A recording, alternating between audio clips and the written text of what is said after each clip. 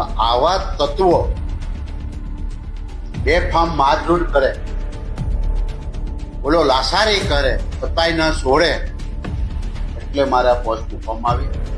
અમારો વાટલિયા પ્રજાપતિ સમાજ બહુ સીધો, સારો, સરળ, મજૂરી કરતો માણસ છે, સીધો સાધો છે.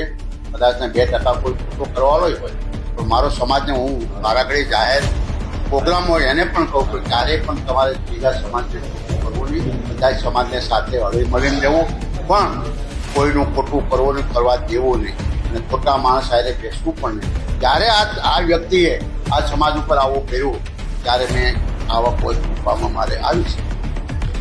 હા, ધારાસભ્ય માનની ધારાસભ્યએ જ્યારે અમે અમારા સમૂહ લગ્નની બોલાવ્યા ને બોલાવીએ છીએ બધા પ્રસંગોમાં, મારે એને એને કોઈ વાંધો નથી. એને ખબર છે કે હું કોંગ્રેસમાં તો ત્યારે હું જાહેરમાં એના મિટિંગમાં જતો, જાહેરમાં હું બધે પ્રસાર કરવા જતો કોંગ્રેસમાં હતા, ત્યારે એને કોર્પોરેશનમાં છૂટાવતો હું. અને ધારાસભ્યમાં એ પોતે પણ કહેતો કે નલ્લાભાઈનો મોટો ફાળો મારી પાસે કે એની સાહેબ હું ધારાસભ્ય, એની સાથે કોઈ વાંધો નથી.